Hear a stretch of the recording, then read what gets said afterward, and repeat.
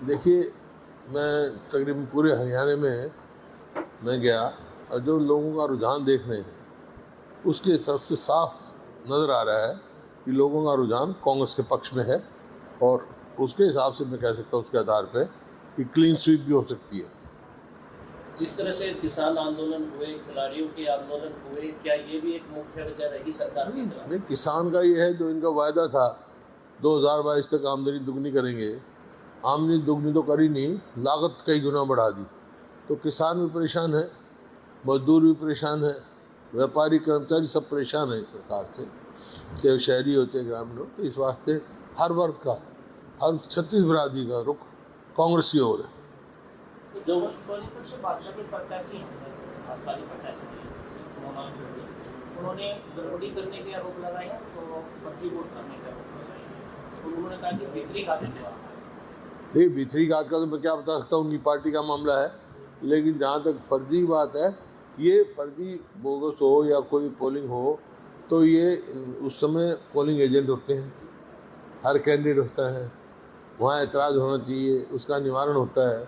ये मेरे ख्याल में हरियाणा में पहली बार हुआ है जहाँ कोई रिपोल नहीं हुआ पूरे इलेक्शन में, शांतिप्रिय ढंग से हो। ये हरियाणा के लोगों को मैं हार्दिक मुबारकबाद भी देता हूँ, बधाई भी देता हूँ कि कोई अप्रिय घटना नहीं घटी। नहीं, आमतौर पर चुनाव पे घट जाती है। बड़ा शांतिपूर्ण चुनाव हुआ है और ये काम तो इलेक्शन कमीशन का है, इसको वहाँ कंप्लीट करनी चाहिए। सत्ता पक्ष होते हुए उनकी सरकार प्रदेश में थी, उसके बावजूद सरकार के अलावा इलेक्शन कमीशन का कंट्रोल होता है। इलेक्शन एजेंट होते हैं, वो पोलिंग एजेंट होते हैं। उन्हें कितनों ने ऐतराज़ किया, क्या हुआ कि उसका निवारण इलेक्शन कमीशन करता है। इलेक्शन कमीशन को करना चाहिए।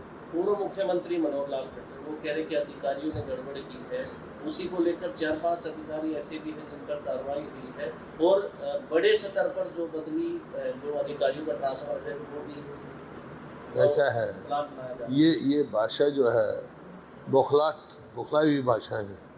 मतलब ये साफ कहता है कि वो अपनी हार स्वीकार कर चुके हैं, क्यों ये तो खुद स्वयं लड़ रहे हैं चुनाव।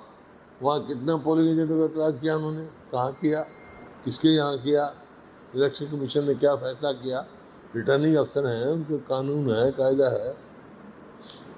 पूर्व प्रधानमंत्री हैं मनमोहन सिंह, उन्होंने कहा कि प्रधानमंत्री की मर्यादित भाषा नहीं है, वो अपनी अलग भाषा। देखिए, कोई भी उच्च पद पर बैठा हो तो मर्यादित भाषा तो होनी चाहिए।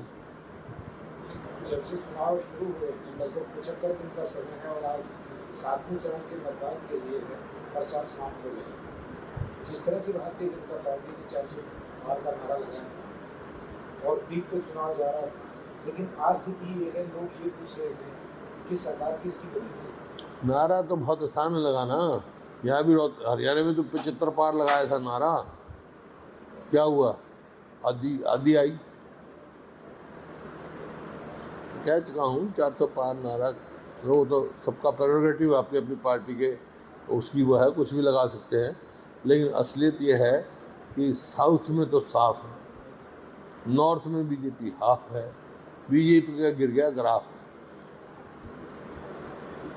सर, जिस तरह से सरकार अल्पमत में आ रही है और चुनाव के बाद में यदि कांग्रेस केंद्र में कांग्रेस आती है तो क्या हरियाणा में भी जो जोड़ तो नहीं, कोई भी हो कि केंद्र में किसी की भी सरकार हो, लेकिन जो कोई भी सरकार, हरियाणा सरकार अल्पमत में है, इसका कोई नैतिकता के आधार पे कोई सरकार में रहने का कोई नहीं है आधार है। मॉरल ग्राउंड पे इनको तुरंत इस्तीफा दे देना चाहिए या गवर्नर साहब को डिजॉल्व करके दोबारा चुनाव कराना चाहिए। आप मानते हैं कि समय से पहले चुनाव हो सकते हैं विधानसभा में?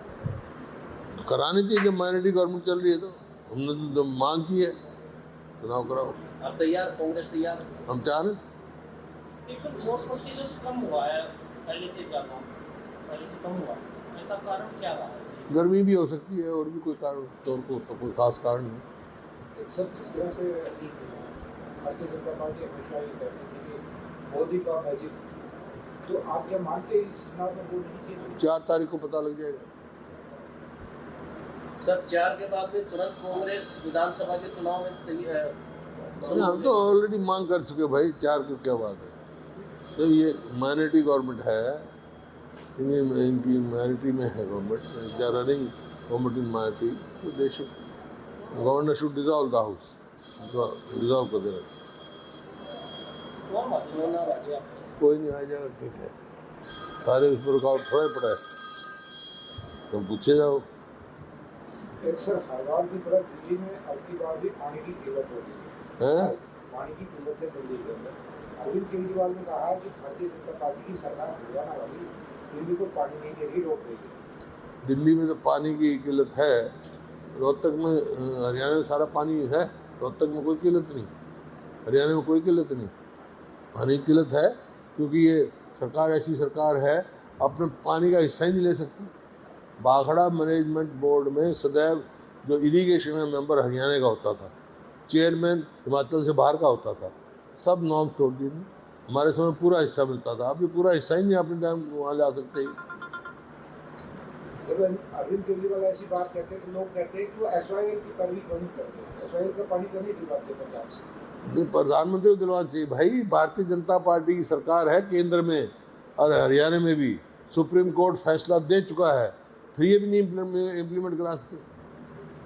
सर वोटिंग के बाद फिर से आपराधिक घटनाएं बढ़ गई हैं, हर हत्याएं हो रही हैं, चोरी लूट हो रही है वोटिंग के बाद 25 मई को। अराजकता फैली हुई है प्रदेश में, कानून नाम की चीज़ तो है नहीं, कानून व्यवस्था सब चरमरा गई है, अपराध बहुत बढ़ रहा है। ये तो मैं शुरू से कह रहा हूँ, जब भी तो इसको विफल सरकार का मैंने संज्ञान दिया है। ये विफल सरकार है, नॉन परफॉर्मिंग गवर्नमेंट है। देश और दुनिया की तमाम बड़ी खबरों से जुड़े रहने के लिए लाइक करें, सब्सक्राइब करें यूट्यूब पर सच को हिंदी चैनल और बेल आइकन दबाकर पाएं लेटेस्ट अपडेट सबसे पहले।